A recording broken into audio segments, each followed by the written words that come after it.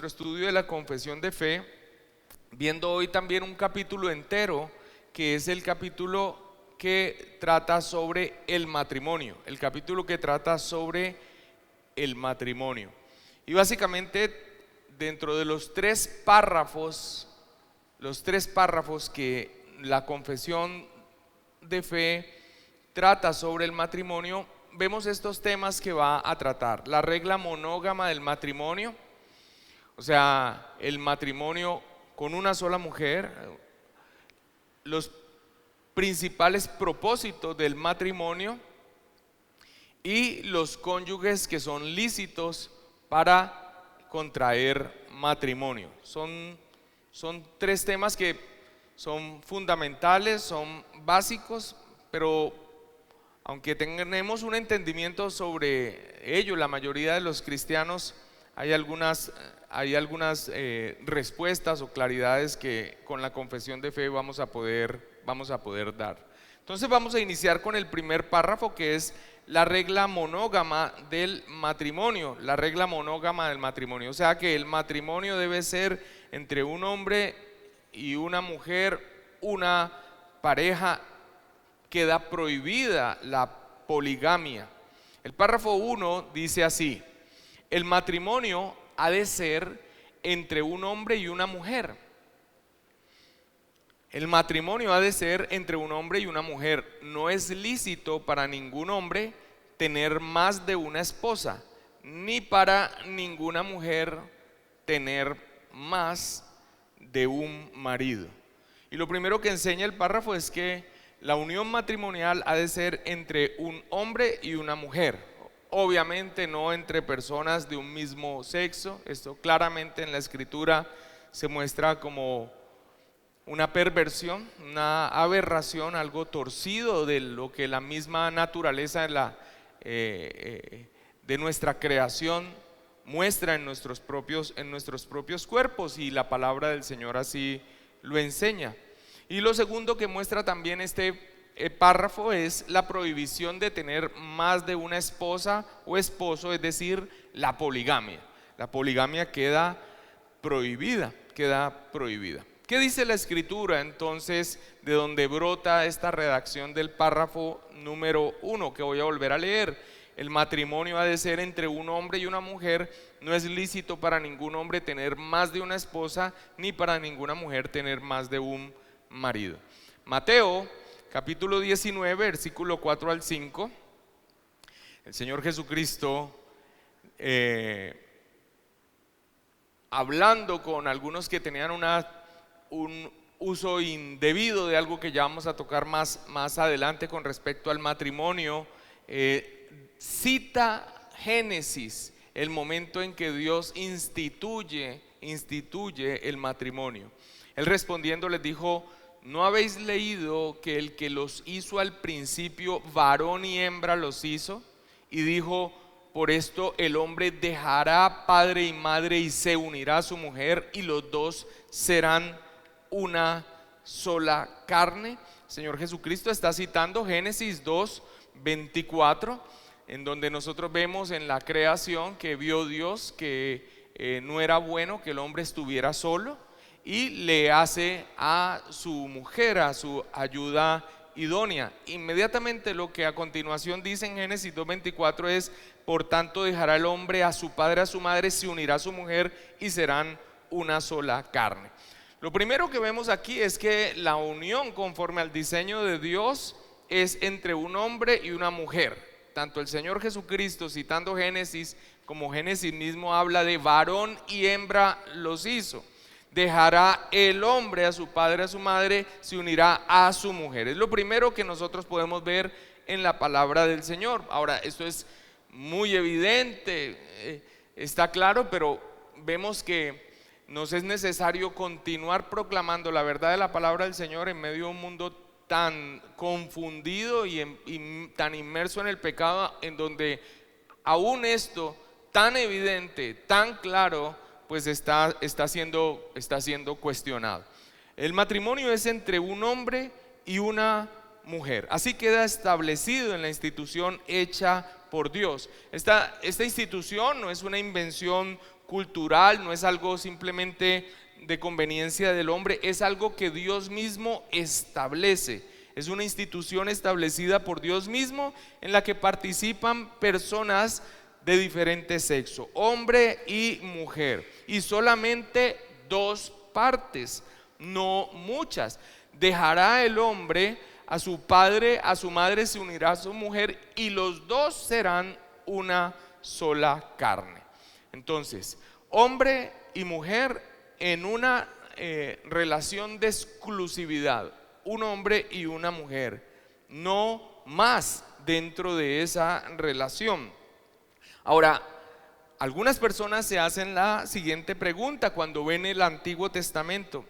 Bueno, eso lo vemos en el Nuevo Testamento, lo vemos reafirmado en la palabra del Señor, incluso en lo que se establece en las características y requisitos para un ministro o para un oficial de la iglesia, un diácono y un llamado también a los creyentes. Pero entonces, ¿qué lo podemos decir en hombres como Abraham, como Jacob y como David, que tuvieron muchas más mujeres? ¿Por qué permitió Dios que Abraham, Jacob y David tuvieran más mujeres? Algunas sectas como los mormones, al ver esta práctica dentro de los patriarcas, argumentan entonces que es algo lícito y practican la poligamia al día de hoy. Dice, miren, Abraham tuvo más esposas, Jacob tuvo más esposas, pues David ni se diga. Entonces es algo que es lícito delante de Dios. Ahora, no solamente vemos la práctica, la parte como de mayor dificultad está en que aún vemos textos bíblicos donde algunos pudieran ver como una aprobación de parte de Dios al respecto. Por ejemplo, Deuteronomio 21:15. Si un hombre tuviere dos mujeres, la una amada y la otra aborrecida, y la amada y la aborrecida le hubieran dado hijos y el hijo primogénito fuera de la aborrecida, entonces el Señor en Deuteronomio empieza como a restringir ciertas actitudes cuando entonces un hombre tenía dos mujeres. En Éxodo 21:10 dice, si tomare para él otra mujer, no disminuirá su alimento, ni su vestido, ni el deber conyugal. Entonces, cuando alguien no solamente ve la práctica de estos hombres en el Antiguo Testamento, algunos de ellos, no todos, algunos de ellos, y también ven este tipo como de regulaciones, dicen, mira, pero ahí lo que nosotros podemos ver en la palabra del Señor es como que Dios aprueba este tipo de relaciones. Ahora, lo primero que tenemos que decir es que la poligamia no es el plan de Dios para los matrimonios. Lo vemos en la creación misma del hombre, varón y hembra, un hombre, una mujer, una unión, los dos serán una sola carne. Ahora, lo que debemos nosotros entender con estos pasajes es que Dios empieza a obrar en su plan redentor sobre hombres que son tomados de su estado de pecado, de su estado de idolatría, inmersos dentro de su paganismo. Y Dios empieza a obrar en ellos, dándoles su palabra, estableciéndoles sus leyes, y eso empieza a hacerlo de una manera progresiva. Con respecto a esta práctica y las regulaciones que Dios da, no es que Dios lo esté aprobando, porque tenemos también otra práctica que es repudiada y no aprobada por Dios en el Antiguo Testamento, que es el divorcio. Dios no diseñó el matrimonio de un hombre y una mujer para que se divorciara. El matrimonio muestra algo de Dios mismo, una unión indisoluble. Ahora, sin embargo, más adelante, como nosotros podemos ver con Moisés, regula esa práctica que Dios no aprueba y la regula, y la misma palabra del Señor nos dice por qué la regula. No es que la instituya, no es que la aprueba, sino que finalmente la regula para que no haya excesos con algo que él mismo no aprueba. Tenemos por ejemplo el caso del divorcio, Deuteronomio 24:1-2. Cuando alguno tomare mujer y se casare con ella, si no le agradare por haber hallado en ella alguna cosa indecente, le escribirá carta de divorcio, se la entregará en su mano y la despedirá de su casa, y salida de su casa podrá ir y casarse con otro hombre. Ahora, el mismo Señor Jesucristo, cuando le preguntan, bueno, ¿y por qué Dios permite a Moisés que se dé carta de divorcio? El Señor Jesucristo responde a estos hombres religiosos que habían usado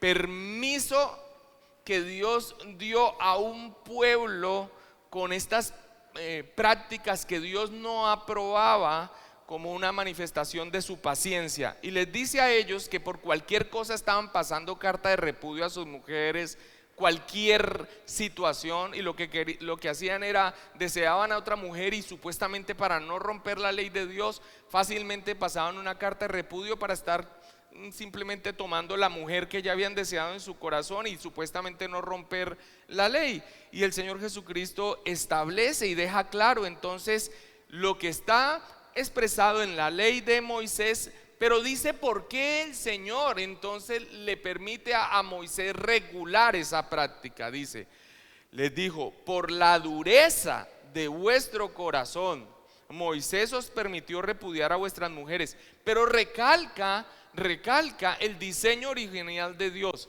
mas al principio no fue así. Ahora, esta parte del divorcio nos sirve entonces para poder entender estos aspectos de poligamia, de que algunos hombres que vemos dentro del pueblo de Dios tomaran más de una mujer, y los versículos en donde pareciera entonces que Dios lo aprobara. No lo aprueba, lo regula para que no haya un mal mayor, para que no haya una degradación mayor. Por ejemplo, en el caso de la carta de repudio, debido a la dureza del corazón del hombre, que era lo que la ley establecía cuando alguien fuese encontrado en el adulterio, ¿qué decía? Que esa persona debía ser ¿qué? Apedreada. Por lo tanto, ese cónyuge moría y la persona quedaba libre. Aquel que había, no el infractor, porque obviamente era ejecutado, esa persona quedaba libre para formar un nuevo hogar. Ahora, básicamente el Señor, viendo la dureza del corazón del hombre, lo que hace es una regulación en una práctica que Él no aprueba, para que no haya una degradación mayor, como una manifestación de su gran paciencia hacia nosotros, que después incluso es degradada, lo cual se puede ver en la práctica de los fariseos. Así que tomamos por ejemplo este aspecto del divorcio. Dios no lo aprueba, no es el plan de Dios, pero debido a la pecaminosidad del hombre lo regula para que no haya una degradación mayor. En este caso, por ejemplo, en el del divorcio, es a causa del adulterio. Ahí se ha roto un vínculo matrimonial, y entonces Dios da la concesión a Moisés, a causa del corazón endurecido de ese pueblo, de que haya una regulación dentro de unos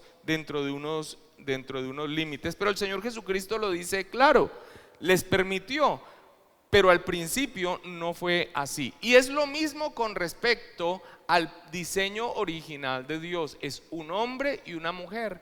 Pero las prácticas que traían de estos pueblos estaban siendo purificadas por parte de Dios, y después establecido el nuevo pacto en Cristo Jesús. Esto es claramente proscrito, prohibido, no se permite más. Así que cuando encontramos textos como el del Deuteronomio o como el de Éxodo 21, no es que Dios esté aprobando, está regulando esa práctica que Dios desaprueba, pero está regulando para que, por ejemplo, aquellos hombres que tenían dos mujeres, debía atenderlas a ambas, debía tener responsabilidad con ambas, no debía más dar a una que a otra, o a la esposa primera descuidarla por tener a la esposa segunda, debía proveerle su alimento, no lo podía disminuir, no podía disminuir su vestido, no podía disminuir su deber conyugal. Si uno tenía una amada y la otra aborrecida, debía tener entonces una responsabilidad con respecto a ellas. Así que eso es lo que nosotros entendemos en estos textos bíblicos, una regulación de parte de Dios, una regulación de parte de Dios. Es más o menos como, por ejemplo, oísteis que fue dicho ojo por ojo, diente por diente. Alguien dice, no, pues Dios estableció la venganza.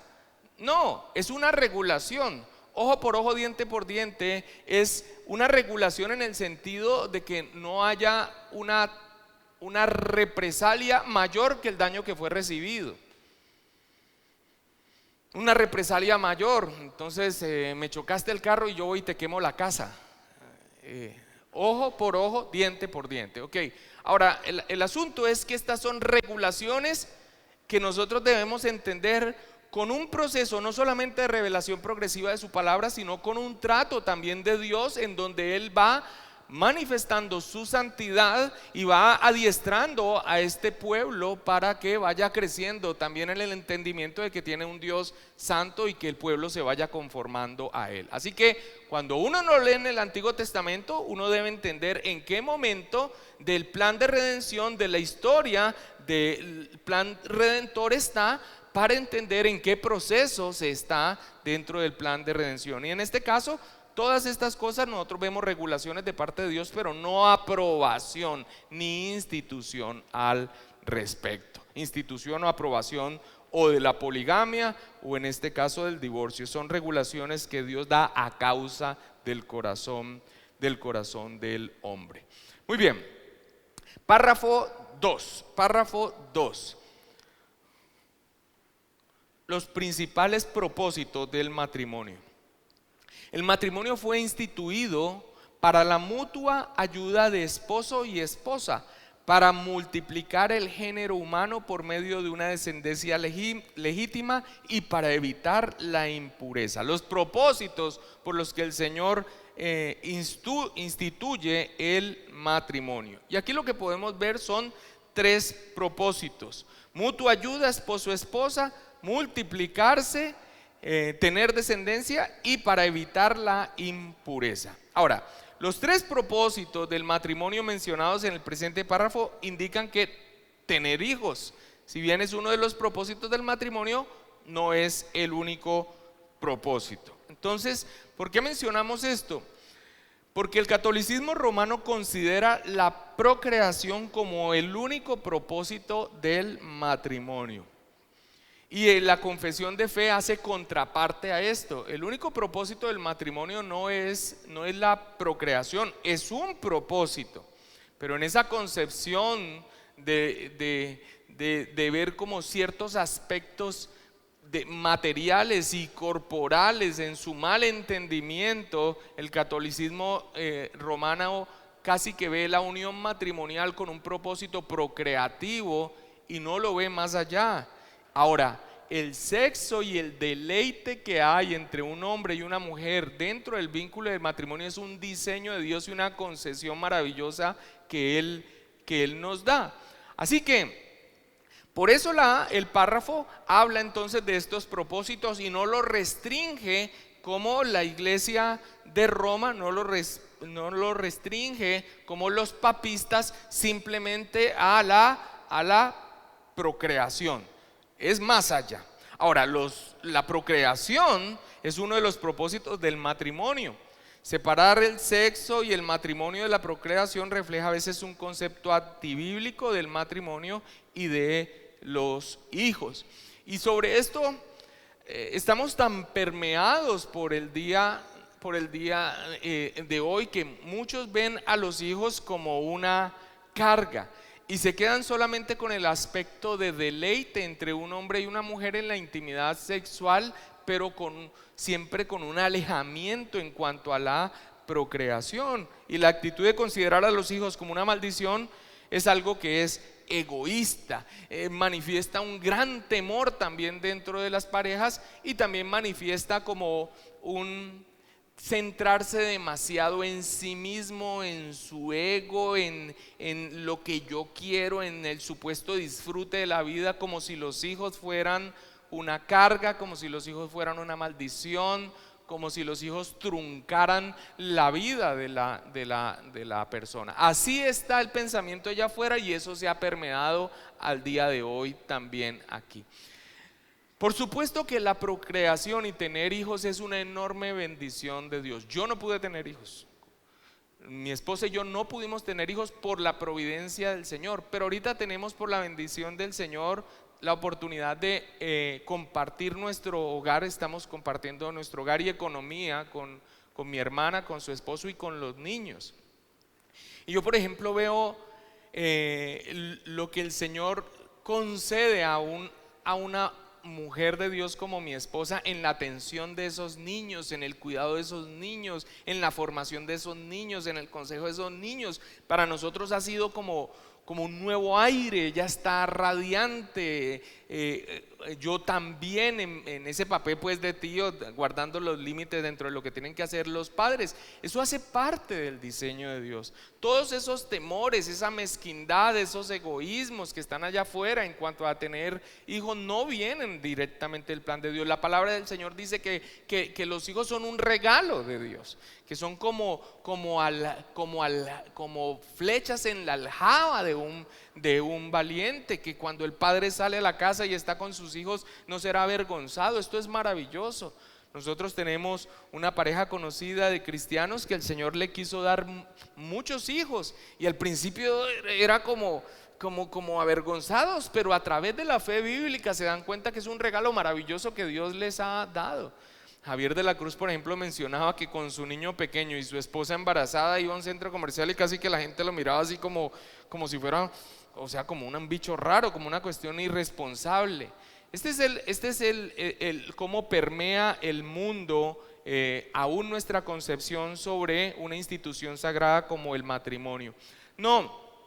La parte de la intimidad sexual es importantísima, la parte de la procreación también no es el único. Todo esto se une dentro del vínculo maravilloso del matrimonio. Son una bendición, según la providencia que el Señor da a que se tengan muchos hijos o pocos hijos. Sabemos también que los tiempos son malos y que la atención de muchos hijos es algo difícil en medio de este mundo caído, pero un hijo es un regalo que Dios da a las familias. Eso es uno de los propósitos y lo encontramos tan solo en la formación del hombre y de la mujer. O sea, multiplicados, llenen la tierra. Así que hay un propósito de procreación y hay un propósito de deleite con la esposa, de unidad con la esposa.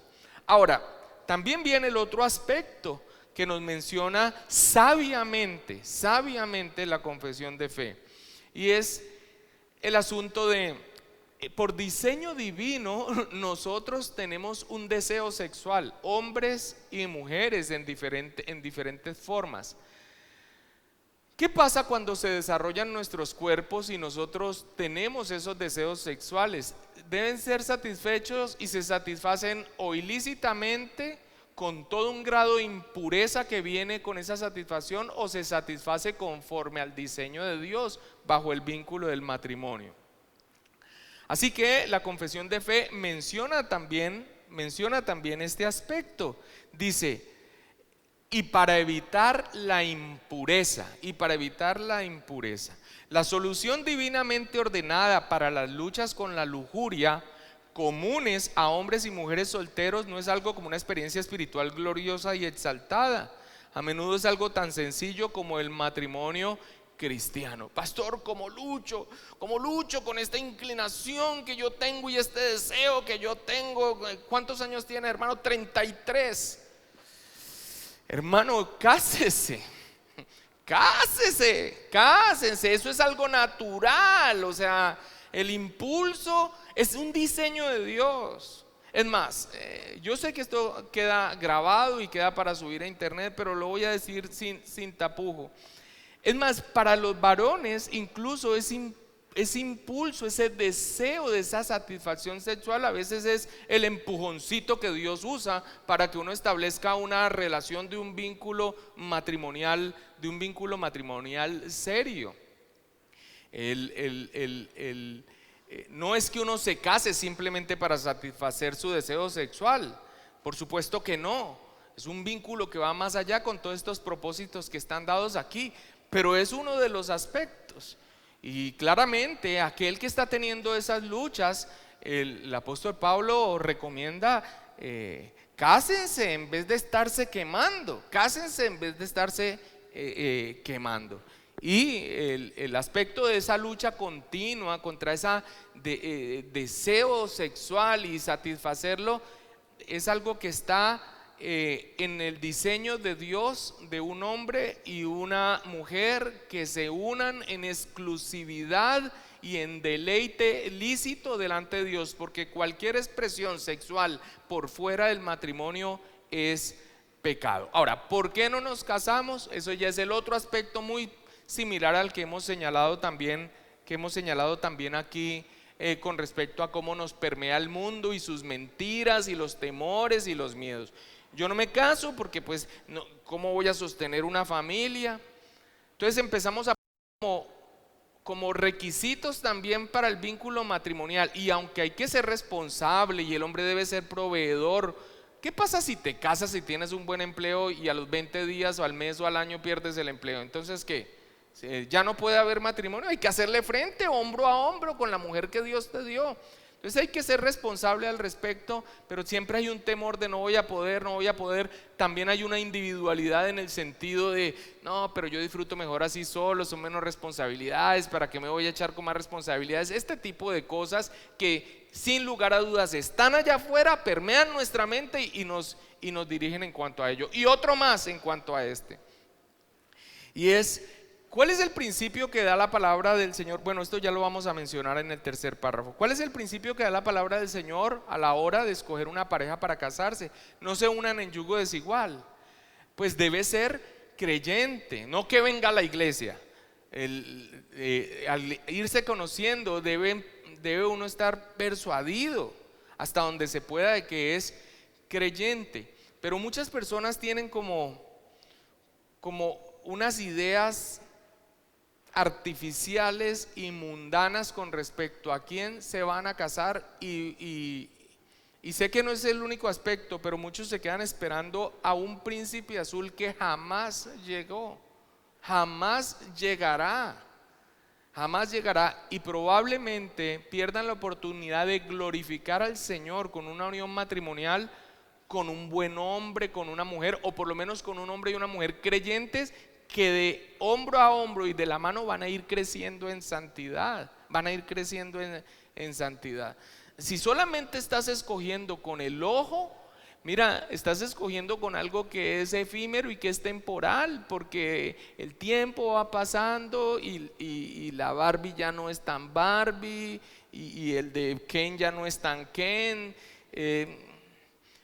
Escoger con el ojo es una torpeza. Por supuesto que debe haber una afinidad, pero no debe ser el elemento de elección a la hora de escoger un hombre y una mujer. Debe ser una mujer piadosa. Miren, yo les digo algo: uno se casa enamorado de su mujer y con la química y todo, pero lo que se forma con el tiempo es algo que uno ni se imagina. El vínculo es tan tremendo que después, cuando uno mira su enamoramiento inicial, no es comparable con lo que se construye con la esposa. Es por eso que esas parejas, usted tal vez lo ha escuchado, de tantos años, casi que se va uno y al rato casi que se va el otro, de esa unión tan tremenda que hay entre ellos. Es un vínculo que va más allá. Así que uno de los propósitos también entonces es la lucha de un hombre contra su lujuria y contra lo que es una parte del diseño de Dios, pero que se satisface de manera ilícita. Ahora, el asunto es el siguiente: nosotros tenemos que ser honestos y aceptar que una situación de una lucha contra la lujuria y una situación pecaminosa de inmoralidad, de inmundicia, no se soluciona con el matrimonio, pero indudablemente el matrimonio sí es un arma poderosa contra esa lucha. Ahora, si apenas está empezando esas tendencias y prontamente se establece un vínculo del matrimonio, entonces no vas a tener que pasar un tiempo prolongado con esas luchas y cayendo y formando una práctica de pecado continuada al respecto, porque desde muy temprano tendrás tu mujer para satisfacer ese diseño de Dios. Otro de los propósitos del matrimonio que enseña la confesión de fe, sin lugar a dudas, es la ayuda mutua. En la institución del matrimonio, en Génesis capítulo 2 dice: y dijo Jehová Dios, no es bueno que el hombre esté solo, le haré ayuda idónea para él. No es bueno que el hombre esté solo. Se complementa el hombre y la mujer, somos distintos no solo físicamente, sino que hay un complemento el uno del otro, y esto muestra ese diseño maravilloso de Dios, de la unidad que hay dentro del ser trino y el disfrute que hay entre las personas de la Trinidad expresada en la creación, varón y hembra, una unidad y un complementarse plenamente, obviamente salvar las diferencias entre los atributos de Dios y lo que manifiesta en la creación del hombre y de la mujer.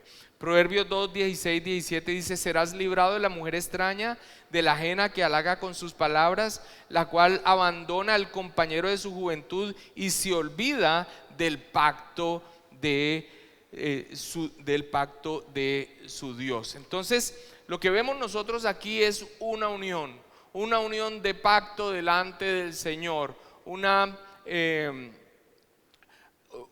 ayuda mutua, ayuda idónea le llama a la mujer. Dentro del rol que cumple el hombre se le llama cabeza, cumple un liderazgo, se complementan, están juntos para trasegar este peregrinar hasta que vayamos a la presencia del Señor. Esto en cuanto a los tres propósitos que menciona la confesión de fe. El párrafo número 3 dice: pueden casarse, en este caso va a tratar sobre los cónyuges lícitos del matrimonio, o sea, quienes, de acuerdo a la palabra del Señor, de acuerdo a Dios mismo, quienes pueden casarse. Pueden casarse lícitamente toda clase de personas capaces de dar su consentimiento en su sano juicio, o sea, debe ser algo de asentimiento voluntario, de mutuo consentimiento. Sin embargo, es deber de los cristianos casarse en el Señor, y por lo tanto los que profesan la verdadera fe no deben casarse con incrédulos e idólatras, ni deben los que son piadosos unirse en yugo desigual, casándose con los que viven una vida malvada o que sostengan herejías condenables. Entonces, ¿qué es lo que nos muestra este párrafo y el que vamos a ver a continuación? ¿Quiénes pueden casarse y ser parte de la unión de un matrimonio y quiénes no? Y lo primero que muestra este párrafo 3 es que deben casarse cualquier persona que tenga la capacidad mental para consentir con el matrimonio.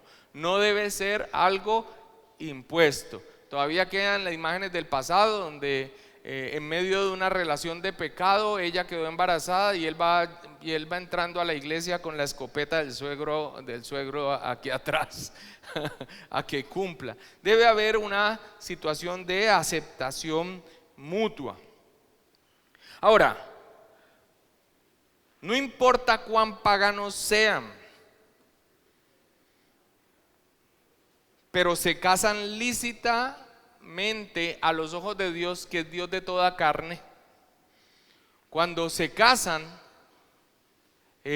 dos personas por consentimiento mutuo, no de manera impuesta, varón y hembra. Y esto es importante decirlo, y vemos también la confusión que había con los corintios, y es que las personas que se casaron cuando no conocían del Señor están casadas frente a los ojos del Señor, y si fue por mutuo consentimiento es dentro de lo que Dios muestra, aún dentro de la humanidad caída y la ley escrita en el corazón. Mutuo consentimiento, varón y hembra. Ese es un matrimonio lícito delante de Dios. Y si los dos llegan a los pies del Señor, maravilloso. Y si llega uno solo, la palabra del Señor establece que si el otro que no es creyente consiente en vivir con él, no lo abandone. Así que muchos dicen, mi matrimonio sí es lícito, no éramos creyentes. Por supuesto que lo es. Hay un mutuo consentimiento y son un hombre y una mujer. Pero, ahora, quienes son cristianos deben casarse en el Señor. Esto quiere decir que no debemos unirnos en yugo desigual. Casarse con un incrédulo es pecar contra Dios y es pensar que no se reciben las consecuencias de pasar por alto el consejo de Dios. Es una tragedia para el cristiano. Una mujer de nuestra congregación de una manera muy ilustrada y cruda escribe algo al respecto, y ella escribía algo así como unirse en yugo desigual es como tener que cargar sobre tu espalda con un muerto que hiede. A veces el olor es desesperante y a veces no lo notas mucho. A veces es demasiado el peso y a veces no tanto, pero siempre está allí presente. Y alguien diría, uff, qué descripción tan tremenda. Y sí, es así, las luchas son tremendas. Así que a la hora, cristiano, a la hora de casarte, lo primero que debes entonces tener presente es que sea un creyente. No va a ser perfecto, pero si es creyente, entonces aún esas debilidades de carácter serán siendo superadas y amoldándose a la imagen de Cristo por la acción del Espíritu Santo. Pero fuera del Señor es básicamente pensar que vas a pasar por alto el consejo de la palabra del Señor, el consejo de Dios, y que no van a venir consecuencias. Esto es un clásico. Ahora, el otro aspecto de no unirse en yugo desigual debe ser bien entendido. Los solteros cristianos deben evaluar la profesión de fe cristiana, o sea, evaluar que lo que dice la otra persona que es creyente, que cree en Cristo, sea real, de los solteros del sexo opuesto, incluso antes de enredarse con ellos en una relación romántica, aún antes de empezar un cortejo que va camino a la unión del matrimonio. Porque después de que ya están enredados los sentimientos y el corazón, se nubla el juicio y las personas toman una decisión para después estarse lamentando. Aún desde antes del acercamiento con esos propósitos a una hermana, a un hermano, están los tiempos de amistad, están los tiempos de unidad que se tiene entre hermanos para ir evaluando la profesión de fe. Por favor, esto no puede ser confundido en que me estoy casando conforme al consejo bíblico porque él va a la iglesia. Miren, es terrible. Uno trata de ser claro en esto, pero no es responsabilidad mía como pastor. Uno da los principios, pero es la otra persona la que tiene que ver. Hace poco vivimos una situación tan terrible y finalmente ella confesaba, no, pues es que él fumaba marihuana y yo de vez en cuando también fumaba con él para seguirlo, y finalmente terminan divorciados, y después de que eso nunca lo contaron en el tiempo en que uno estaba hablando con ellos y dando consejo, pero después llegan y sueltan toda la bomba y dicen, pero ¿en qué momento? Ay, Dios mío, eso fue lo que se guardaron. Ya habían tomado la decisión de estar juntos, el consejo bíblico sobre que fuera creyente o no fuera creyente, eso estaba por allá en lo último, y finalmente se hicieron el engaño. Es que él viene a la iglesia, es que él es bautizado, no, es que yo lo veo que a veces levanta las manitos así. No, hermanos, deben, hasta donde sea posible, aún antes de encaminarse con una relación de cortejo dirigida al matrimonio, deben hasta donde se pueda confirmar que realmente son creyentes. Y el párrafo 4 nos habla también de otro aspecto de quienes pueden y quienes no. El matrimonio no debe contraerse dentro de los grados de consanguinidad o afinidad prohibidos en la palabra, ni pueden tales matrimonios incestuosos legalizarse jamás por ninguna ley humana, ni por el consentimiento de las partes, de tal manera que esas personas puedan vivir juntas como marido y mujer. Las relaciones entre vínculos cercanos de familia. Las relaciones entre vínculos cercanos de familia. Dios lo prohíbe. Y muchos piensan que la restricción es por el resultado que van a tener posiblemente en malformaciones en sus hijos. Esa es una consecuencia, pero nos basta que Dios así lo establece. Y ese establecimiento no solamente es con relaciones de sangre, sino que ese establecimiento incluso se extiende con relaciones de parentesco, se me escapa en este momento la expresión, que se hace de manera legal. En otras palabras, hermanastros o los hijos del esposo, de la nueva esposa, así no tengan un vínculo de sangre, hay un vínculo familiar. Y sobre esto hubo mucha controversia en la Confesión de Fe de Westminster, especialmente, tanto que en una nueva revisión ni siquiera lo sacan.